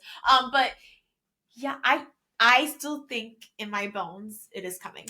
I do think it's coming too. I'm a little more worried that it's going to come and it's not going to be full scale. I'm worried that they're going to tone it back, because as much, and it's just from a business standpoint, not my personal opinion. My personal beliefs, I'd love to see it balls to the wall, 100%. But they really have to proceed with caution with this one. But it keeps being talked about so heavily that I really do think it's going to come. I think the horror community wants it there. HHN does listen to us, even though we think sometimes they don't. But even in the future, this could open a lot of doors for a lot of those other gory, scary movies we don't get. Like, what if we get like more of those, like, because Terrifier now is kind of like mainstream, but before in the past, it was more like, if you're in the know, you know about Terrifier. But if you're just like a casual underground, if you're like a casual viewer, you're like, what the fuck's Terrifier? I'm watching The Conjuring. I don't know what that is. So like, I feel like if they did a lot more properties like the Terrifier, like those underground ones, amazing. No, I'd be excited. I agree. I'd be excited. So this one we're gonna have to wait and see. I'm curious to see when we get a spec map, if Terrifier is on there, then I'm gonna feel pretty confident in it. Girl, I'm gonna buy those glasses. We're gonna wear it. Yeah, for sure. Pony. I'm gonna be. We're gonna show up. So that we talked about that. We do have another thing we want to talk about. With the Universal Monsters house. Okay. This is my specialty. No, sorry. It's okay. Every time I touch the table, the microphone goes boom. So the Universal Monster House, of course, we're going to get a Universal Monster House this year. It's just the theming. Pretty sure. It'd be crazy not to. Right. To be honest. At this rate. We originally speculated, and I've been saying it since last year before, when we had the passing of the actor, Creature from the Black Lagoon. I believe it's his year. Mm-hmm. The speculation is going on right now through the grapevines that we've been hearing is it's going to be a Creature of the Black Lagoon with Wolfman. And if you know me, Wolfman's my guy. He's my boy. I love those I don't want to say furry men, but it's the beards. Anyways, she's a beast girly. So not really, but go ahead. You're gonna get some interesting DMs. Yeah. I know. I was thinking that too. I'm like, I got a beard. So I'm here to talk logistics when it comes to the monsters. So this would be okay. Let's start with just the two. This would be a two monster house. We haven't seen that. No, we've seen. It's always been 3 or more, basically. Mm-hmm. Or no. We can talk about Bride of Frankenstein. Well, Bride and had Dracula. That was a whole thing though. But but Frankie was in there. Yeah. The Bride of Dracula. There was a crew. There was a lot, which could happen with this too. There could be multiple. I don't know. Do they have spouses? Does Wolfman have a spouse? Mm. She's the monster girl. We'll figure it out. No. But either way, it's just these two. And I know we were trying to figure out earlier, like, is it going to be a multi-monster house? Like, what's it going to be? What fits with Creature? Because Creature's been heavy from the start. Yeah. So last year, if you do not know, we lost one of the actors that played Creature from Black Lagoon, the original film. this happened before the event opened, and everyone was like, OMG, we're going to get Creature from the Black Lagoon themed house. I'm like, it's too soon. It's too, like, there. It would have been too hectic. Kind of too late. These houses, they start planning so much more in advance. I'm so sorry, but I needed my Phantom and Hunchback house. So yeah, sorry. You're happy with that. I was fine with that. I was more than fine with that. But so because of the passing and just the fact that he has not really been featured in a house besides the original HHN 29 Monsters house, that is why I believe he's coming this year. Why I think everyone thinks he's coming this year, but I've been calling it his last year. He's going to be in HHN 33. So Creature from Black Lagoon, he is based in the Amazon, in a lagoon situation in the middle of the Amazon. He does travel. There's I've watched all the Creature movies. I haven't seen any. At one point they do bring him like to America, and they kind of do like, they try to make him like into like a whole attraction thingy, and he did like he King Kong to their ass and like escaped and like havoc. So he, I guess he could be a man of travel. I would love to see him in his lagoon, though. That's would be my dream, is to see him as lagoon, that HHN 29 room that he had. Yeah, I would love that in a huge scale. I think that'd be gorgeous, but whatever. Agreed. I'm not a big monsters person, but I agree with that. I love that house, and Creature just, I think everybody came out of that saying, okay, but more Creature, because Wolfman is set in Wales, which is in the UK.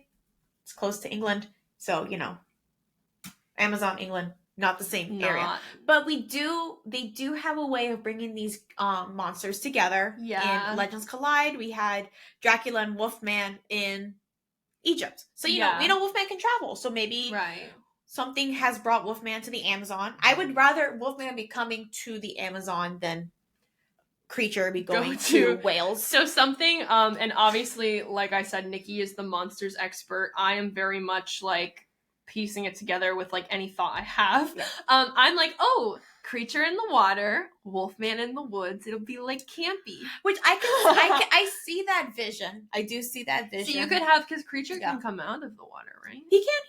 So we could have Wolfman on the shores of some lagoon, or so that's why I think it could be Wolfman coming to the Amazon. That could be for something, and he runs into Creature. Does Creature? Do we know a lot about Creature's backstory, or like?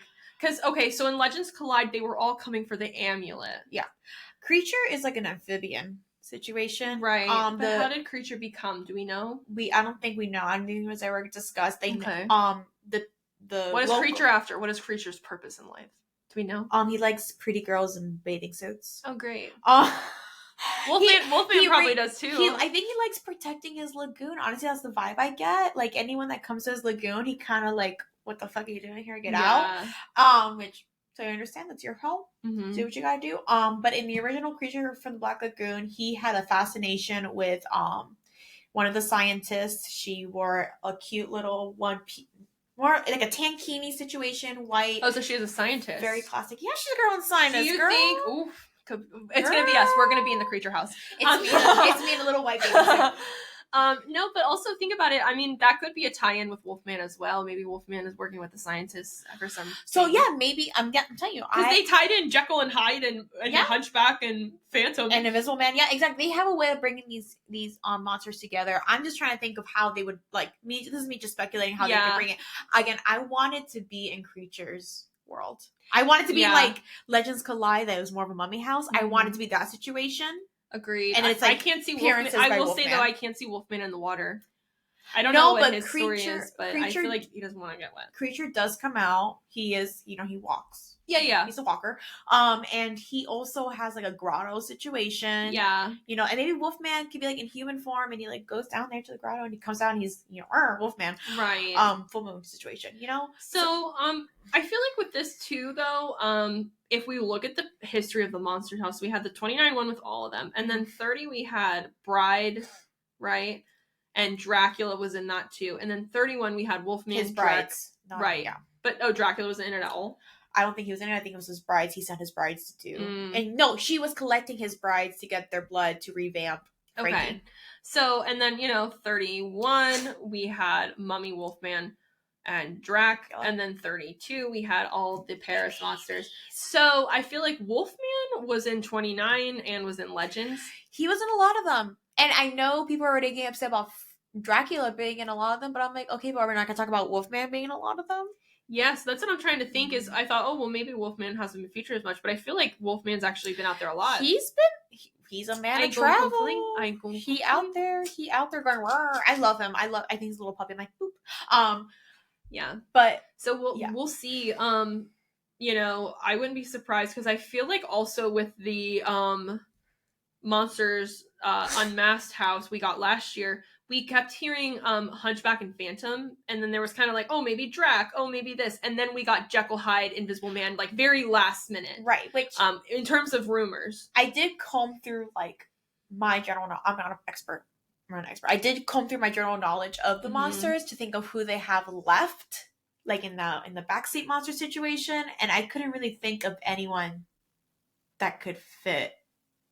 Yeah, with this situation. I agree. And we talked about it on a previous episode too on who would fit with Creature. Yeah. And even though a lot of people have wanted Creature to have their own house, like just Creature house. I think Creature alone would be fantastic as well. I think so too. So I wouldn't be disappointed if that's, I mean, Wolfman, I could see them tying him in, but I really hope with Creature, if they're gonna tie in other monsters, that it's just one.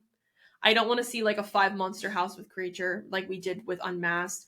I don't want to see like Legends collide with 3 of them. Right. I would be fine with 2, but then we lose our triple scare. But I can 100% see it now that you mention maybe it. 3, because they're not. You think they're going to cut the triple scare? They kept it 2 years going. No, I don't think they will. They have to. I think for the triple scare alone, we're going to get at least 3. It's going to be Loch Ness Monster. She's going to be like, wow.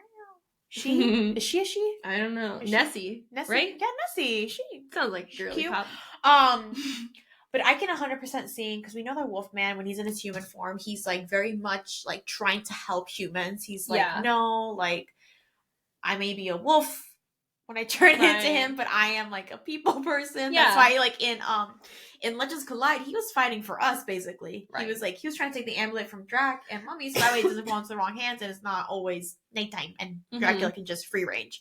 Right. So I can 100% see that Wolfman is like with the signs. I'm forgetting her name now. And be like, I can come help you. Oh, you have a creature situation. That's so funny. I'm a creature. Let me. So funny. Mutual interest. Wow, besties. Yeah. Cute girl too. I know. Just saying. She cute. She little signs though. She cute. Yeah. So I can see him like going to like help them. Mm-hmm. And then he had to wolf out. You never know. I can see it. Speaking of lagoons, another rumor we're hearing, pretty spot on. I'm not really questioning this one. No. Very heavily rumored that we're gonna get a lagoon show back this year. It's about time. I think there's construction. You can see the parts in the lagoon. I think the whole mechanism, the mechanism is back underwater. I think it's ready. You can see the platforms above the water. I mean, they very clearly have been working on something in the lagoon for a long time. And it's been a minute. So, and I think we really could use that other show. Yeah. Because we had the Megans as a fun thing. We need a people eater. But I think we're going to get the lagoon show back. And in my opinion, if we get the lagoon show back, I don't think we're going to get a street show like we did with the Megans. I don't think we're going to get that and a lagoon show and Nightmare Fuel. And Nightmare Fuel, in my opinion, is not going anywhere. Pretty sure the Fuel Girls already confirmed they're coming back. Yeah, the Fuel Girls are going to be here. So they're going to have Nightmare Fuel, even hotter. Inferno. Triple flames. Inferno. XXL. It's just the flame emoji. They should really sell fans that have like Nightmare Fuels. Not the cute clapper fans. No, I'm thinking like the actual battery operated fans. They need to start selling those. They make let's be honest, we had a lagoon show last time we had Ghostbusters. That was really fun. I did. That was really fun. That was my favorite lagoon show. I really liked it. And if we got Monster, we could have Creature in the lagoon. This would be a very nostalgic. I'll tell you what, because Ghostbusters we had at 29 with the Monsters house, right? And that was one of the best. Just bring back Monsters Mayhem. Yeah, let me tell you, that lagoon show was great. And if we are getting, Creature and Wolfman, and we're getting Ghostbusters, I think it'd be fun. I think it would work really well. All we just need is some killer clowns. Is it my year again? You never know. Is this for me? I actually am running this event, guys? We'll know soon. And so that's it. The last rumor I'm going to touch on really quickly. This has been going around. I don't know. In my opinion, it's going around for the wrong reasons, but we're going to talk about it. There's been talks about some sweet revenge action coming in, and I think where this is coming from is all of the house code names were put on the permits this year. Yes. And they were all desserts, and everyone's like, oh, dessert sweets. In the past, those house code names had nothing to do with the event. And if they were fruits last year. But and Stranger Things was a kumquat because it's a strange name for a fruit. Right. It's like very loosely tied in, as in like you won't get it, and when they explain it to you, you're like, okay, kinda. But it usually doesn't have to do with the theming of the event. Some people are saying Major Sweet's gonna come back and, you know, maybe be an icon. Another revenge. I don't think so. In my opinion, we had Pumpkin Lord, we had Oddfellow. Yeah. I don't think we're gonna have an icon this year. It's probably too early to say, but I can't think of. They're not gonna do an icon in terms of like Jack, Chance. No. It's not gonna be like those that. icons are saving and for Pumpkin 35. Lord was his own thing. Like, I don't know who they're gonna pull, and that's why people are saying, "Oh, Major Sweets." That makes sense. But that was such a 31. That was a 31 aesthetic thing. Yeah, no, I can't see that fitting to 33. Again, watch us eat our words, and he does come back. But honestly, I don't want it. I don't think he has that much of a fan following for them to make him a full icon. I would be happy to see a Sweet Revenge house. Oh yeah, give me a Sweet Revenge house. I'll take it. No. It doesn't fit because then you have to have the zones, and then we're pulling back from 31, and then it's too and it's in 31 was 2 years ago. Yeah. It's too, in my opinion, it's too soon. I would like to see it in the future. I think it's too soon. And usually the scare zones the past couple years, they've all been originals and they've all tied into the icon. So if we're gonna have an icon, like we did with Oddfellow, and even though the Oddfellow tie-in was very loose, they just barely pulled all those guys in up to that zone. But in my opinion, I mean, I could see it being an icon, but not Major Sweets, in my opinion. I don't think the following that Major Sweets had is enough for them to be like, you know who would be a great icon? Yeah. Who people want? Sweet's Revenge. No, I don't think he's gonna. I don't think. You know, Pumpkin Lord, he had a huge following. That was his thing. He had a huge following, and it was like not a shocker when he was an icon. I hate to say it, Major Sweets was kind of cringy.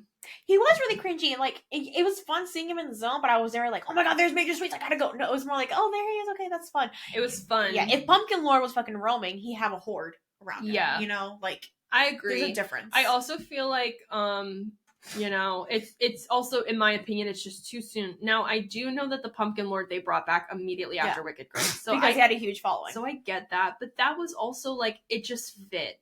While we're talking about icons, the last rumor that I want to talk about is there has been talks about a potential Oddfellow and Jack mashup house. So if you were there for 32 and you saw the other day, if you saw Oddfellow in his scare zone right at the beginning, and he was on the mic, you know, he was mic'd up, he did mention a lot of times going head to head with Jack. Mm-hmm. And he kept loosely hinting at the fact that we're gonna see that butting heads in the near future. And we got a little bit of a preview of that in Oddfellow's house, because there was just a shadow of Jack at the beginning and then a shadow towards the end of Oddfellow killing Jack. Mm-hmm. Now, we do know that this was prior in the timeline, and since then, Jack has come back. And we do know that Oddfellow has the Cane of Souls. Right. And basically has all this, like, immortality power. Right. So I could see it for sure. I can see Jack being pissed off about 32 and being like, well, hold the fuck up. Yeah. You come to my house. Yeah. You fuck my shit up. Yeah, I could see it. But I think that's going to be a 35. Yeah. I can see that being a 35. I do think we'll get that. Again, I just don't know how likely they are to bring these people back immediately after. Mm-hmm. Like, to bring Major Sweets back after just since 31 and then Oddfellow back just from last year. I feel like they do recycle characters, but I feel like that's too soon. Yeah. And with Pumpkin Lord, we saw it because it fit. Right. And we had Lil Boo and all that, and it just... Major Sweets does not fit in with 33. I don't either. And we don't even know the overall theming. And like I said, even though we had Oddfellow last year, it was very loosely tied into the zones. Like, the way that they pulled together, I was like, it's a stretch, but I get it. Shipyard, he dropped all his monsters. But it was all cohesive. No, it flowed. It made sense. I do not see them. Yeah, but the only thing that they did was, like, even with, like, Vamp, they were like, Oddfellow dropped a horde of vampires. Like, like, does that really have to do with Oddfellow, other than him just like, we got the backstory that he did, like, everything of HHN is him, though. Yes, but I think that they had the zones picked and then found a way to tie them into Oddfellow. I don't think they started with Oddfellow and said these are our zones based on Oddfellow. But I cannot see them doing that with Major Sweets. No, me either. Like, that's what I'm saying. He gave them all candy? No, right. That's the thing. And that really, Major Sweets really fit that vibe of, like, every day is Halloween, HHN 31. It's the aesthetic. It fit it. And I feel like for 33, it's too soon. It's going to feel repetitive, especially if, say, God forbid, we get Chucky and Ghostbusters. Like, we do not want a year that's all things that we've seen in the past, 4 years. No. I can't see them doing it. Do I think some of these things are going to stick? Absolutely. I don't think the code names is enough to say it's Sweet Revenge. No. But again, I could eat my words. I could be wrong. It could be featured in a house. I could see it being a house. I could see it being a house. I could see them bringing it back as a callback for a house original. Yeah, but then to tie all the code names into one house doesn't make sense either. It doesn't fit the pattern. No. I will say, like, everything we discussed in this episode, it's all been speculation that we've heard through the grapevines. Take it with a grain of salt. We're taking it with a grain of salt. It's early. It's February. I mean, we're grasping at any straw. Literally, anytime anyone mentions HHN, we're like, yeah, tell us more. Tell me. But either way, a lot of these things could come. They're not official. And it's just kind of fun to talk about and ponder on. I mean, we look at patterns. We look at originals. We look at, like, things that they typically do, timelines. Yeah. There's definitely a pattern there. I'm curious to go back and look. So 5 years before 33, 32, 31, 30, 29, 20, 28, we had Stranger Things. That was the first year Stranger Things came. 28 was a solid year. We had Killer Clowns. I would be happy if that came back. I know Nikki would be happy. I love clowns. That's it. Killer Clowns, and I know a lot of people don't love Michael Myers Halloween. That was 30 though, so that was more recent. 31 or 31. 30 was TCM. I need one more year without. I mean, we're bound to get a Michael house sooner. We're gonna get it. I know. Just give me one more year to cleanse. Mm-hmm. I love Michael. Don't get me wrong. I absolutely love Michael Myers. I've seen all the Halloween movies. He's my favorite. Yeah, my number one favorite guy. I love Mikey. We went to his house. I was like, yeah, evil comes home tonight. Like, I just need one more year. I agree. Without him, and I love him. Yeah, but I agree. Yeah. We just look at things that we've seen. I'm really curious to see what we get out of Blumhouse. Because I really thought it was Five Nights at Freddy's, and if it's not, especially with that new conjunction that they have with Atomic. So I did. I did talk about it in a previous episode. I did hear a little bit of scuttlebutt about The Conjuring, but I feel like The Conjuring, Insidious, like those big ones, always get talked about every year, and they just for licensing is always kind of tough. But then again, Fright Fest got The Conjuring last year. Yeah. It wasn't good, but they got it.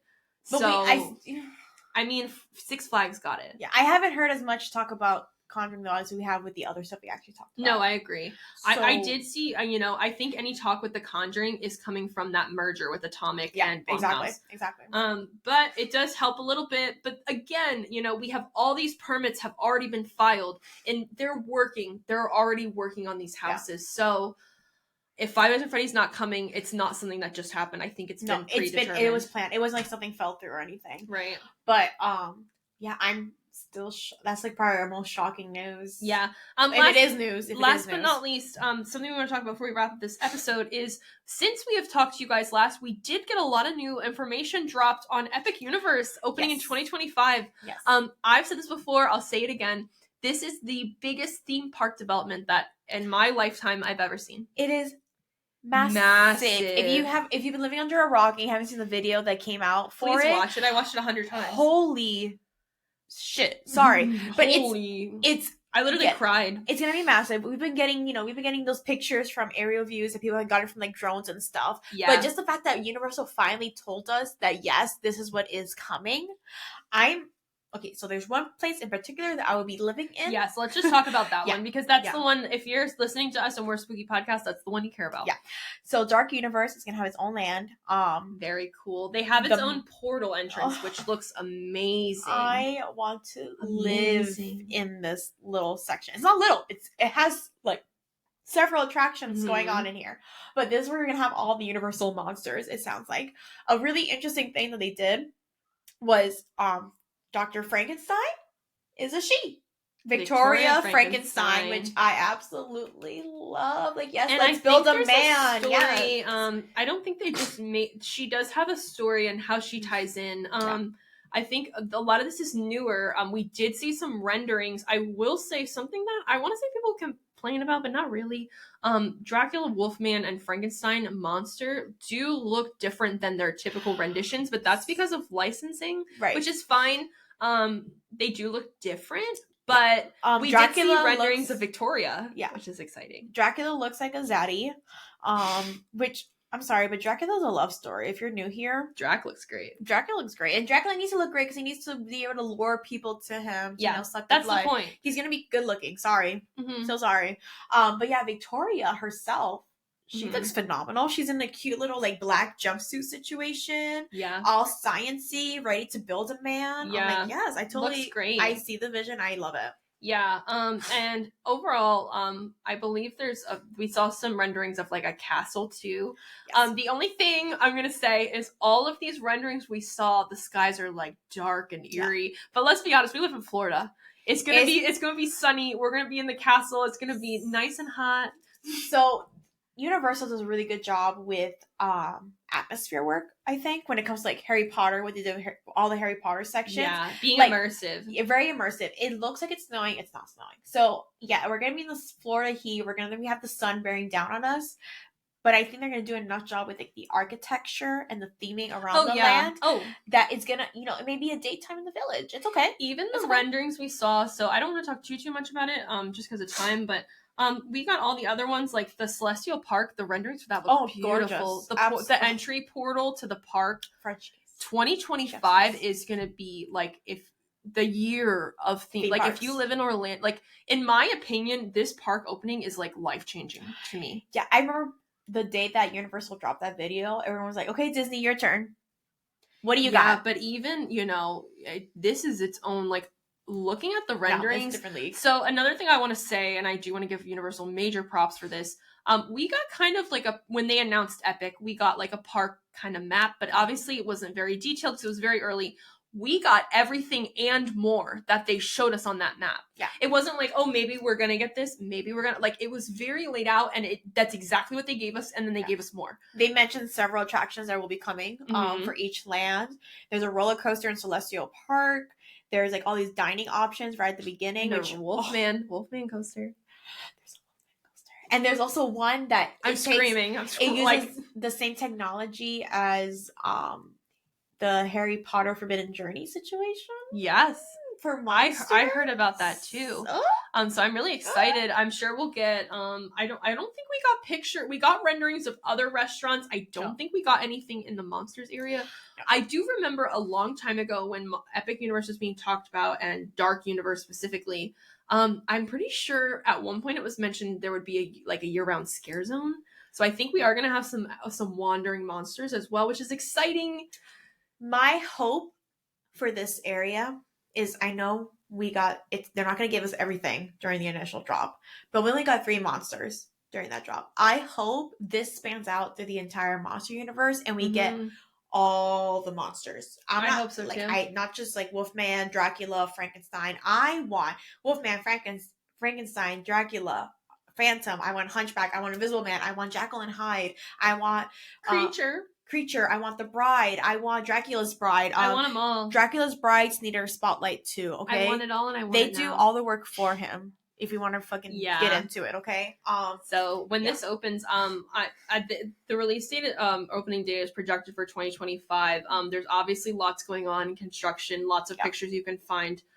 We're also getting new resorts, 2 value resorts, and then the new one, I forget the name of it, but it's going in the park. It's in the park. Which is a first for here. And some of the rooms, I'm pretty sure, overlook the Dark Universe land. And let me tell you, just the convenience of that alone would make me want to pay. I know it's going to be a lot, but it would make me want to pay. Go ahead, because I have a concern. I was going to say, so during my travels in Disneyland Paris, they have a hotel that it's literally the Disneyland Paris hotel. Mm-hmm. It is the entrance to the park. Yeah. It was under construction when I went. I'll be there again soon. Mm-hmm. But it was under construction when I went, and I remember just thinking like, wow, it must be fucking fantastic being able Yeah. to leave your hotel, just take 2 steps, and you're in the fucking park. Mm-hmm. So I'm guessing that's the same vibe we're getting from this Universal hotel Yeah, for the Epic which is Universe. great. And then even some of the rooms will overlook the park, which is really cool. My only concern, this park from the renderings looks very expensive. Very expensive. I expect a price hike throughout all of Universal property. I expect Epic to not be included in any annual passes the first year. I think it'll have. Well, I think you can get it, like kind of like Volcano Bay, but I think it's gonna be an add-on. It's gonna be a lot for the first year, though. I think it's gonna be like day tickets. You think? I don't know. Girl, they didn't do that with Volcano Bay. They have to make them but Volcano Bay compared to Epic, yeah, they need to make their money back. Can you imagine them excluding an entire park from the annual pass? I don't think they will. I think the passes are going to go up a lot, and I think to add Epic, it's going to cost you a lot. But I don't think they'll not have the option. I don't think any park has ever done that, have they? No, like could you imagine has just like Epic Universe? No, it's true. What I'm kind of getting at with this park being expensive, I'm curious to see how much HHN ticket prices go up this year. They always do go up, and honestly, it has kind of matched inflation in the past. So, I feel like the price hikes were justifiable. Now, the only thing I'm concerned about is there has been talks of there being like a reservation system. So I could see prices going up, and then you have to pick your days. And then it gets kind of tricky. They did just update their app, so that kind of makes me think that some changes have been implemented for future reservations. You never know. We're going to have some growing pains these next couple of years when it comes to Universal in general, for HHN, and for just going to the theme parks during the day. Expect the price increasing, and expect a reservation system for HHN, even with the frequent fear passes. If we do get the frequent fear passes, even for 32, we had a lot more. I feel like every year we have more and more dates sell out. Express passes sold out like a month in advance. Yeah. Like before the event ended, you couldn't get Express. It was kind of crazy. Because we even had friends that were coming and like couldn't get an Express pass. Right. So overall, I think that it is warranted to expect changes. Something else I'm kind of not concerned about, but obviously Epic is going to pull so much attention to there that I'm curious to see what the attendance is like in Universal and Islands of Adventure. Because I feel like it's even empty Universal park. Islands is great. Universal, sometimes we both love it. We are there all the time, but it doesn't have the same pool of attractions like Islands does. And then once Epic is around, I want them to kind of put more back into Universal. So I think I saw somewhere that Universal has plans for like renovations and attractions being added. I'm sure they have the whole new kids zone opening up after Epic, I'm sure. But even with the new kids zone, keep up with the new theme park, I think they're adding a few attractions. Yeah, it looks like some renovations. This is me excited over the idea of having an empty theme park because everyone's over at the I'm cool with that. Park. I'm fine with it. I remember the days. When it was theme parks would not get that. There was always an off season. Yeah. And it was always between New Year's and Valentine's Day. That was the off season. And there was always empty theme parks, including Disney. Those were the times, folks. If you were not around, I am so sorry. That was like my hidden gem. I loved that time of the year because it was just empty theme parks. Yeah. But overall, I think we have lots to look forward to in the next, this HHN. I'm also curious to see how the opening of Epic affects HHN 34, because I know it's far away to think about, but if Epic opens kind of like summer, late 2025, then that's going to kind of overlap with HHN. Yeah. I'm curious to see, too, if we then lose our Monsters house to kind of push Epic. I would be sad. It could go a lot of different ways, but I'm excited. I do think change is good in the theme park industry. I do think pushing out, branching out, trying new things, like the things we're getting at Epic Universe, the things we might get with Terrifier. Yeah. I feel like it is good to have that push for those new things in the community because it makes it more exciting. It makes, you try things that don't work, you try something else. You need to evolve. You need to change. Like, things can't stay the same constantly, even though we may want them to. Things need to change to fit with the changing world around us, But, And I think Universal they do a good job of it. Doing their absolute best. They're trying to keep up with these changes. And I think it's getting to the point that Universal, I know Disney right now is big dog, but Universal is, I see you. I see Universal. And don't get us wrong, we love Disney too. I mean, I've been going to Disney longer than I've been going to Universal. Yeah, I've been going since I was 6 months old. Like, I've been going to Disney since before I even lived in Florida. Yeah. Universal was something I didn't really explore until I moved to Florida, and now that I'm here, I love it. But they do things differently, and I think it is important that, you know, they don't just copy each other. Like, they're their own breed of animal, in my opinion. Yeah, they do things differently. But we have lots to look forward to. We're counting down the days till HHN. It's only a matter of time till we start getting more spec. We also have conventions coming up. Spookala we'll be going to in April. If you see us there, yes, please come. Please say hi. We have koozies. If you see us at the park, say hi as well. We have stickers. Sometimes we have koozies. We just made a bunch more. If I'm there, we're stocked. If I'm there with a bag, definitely come up. She's got stickers. Say hi regardless. We love saying hi to you guys. Oh yeah, but come up. And also, I probably have things. Do not be afraid if you say hi to us and we look confused, because sometimes I meet so many people. I'm like, did I meet you? Are you new? Like, either way, I'm so excited to talk to you, but I'm trying to figure out where I know you from. I have the worst RBF. Especially in a theme park when I'm trying to get places. We're so nice. I know we are so friendly. I swear to God, we're so friendly. I just have RBF, and it's been a curse and also a blessing.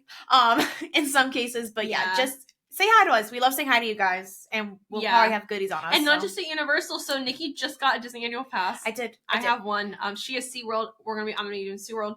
We're gonna be going to a lot more parks, especially Orlando. So be sure to follow us along on Twitter, Instagram, TikTok at Honk Girls Pod. YouTube, Honk Girls, especially with all these theme parks and all these things coming up. There's going to be more videos coming in. Yeah, and we're going to try to cover some more year-round stuff as well, not necessarily just spooky stuff, because I feel like there's a lot going on in Orlando and even in Tampa that is, you know, I feel like if you like spooky stuff and you like theme park stuff, you'll probably be interested in that too. Maybe some ghosty things. Oh, so spooky. Some, you know, because Ybor is pretty haunted. Yeah, I'm just saying. Exactly. But yeah, just keep up with us. Again, it's Honk Girls Pod on every social media platform, basically. Yep. Twitter, Instagram, TikTok, and then Honk Girls on YouTube. But yeah, I think that's everything. So the episodes will be coming out more closer and closer together. We promise. It's just things get busy. I've been moving. Yeah. We've been going through lots of transitions lately. Now we're set. We got our little studio. We're gonna be doing some videos too, which is really cool. But until next time, thanks for watching and for listening. Yes. I'm Allie. And I'm Nikki. Bye.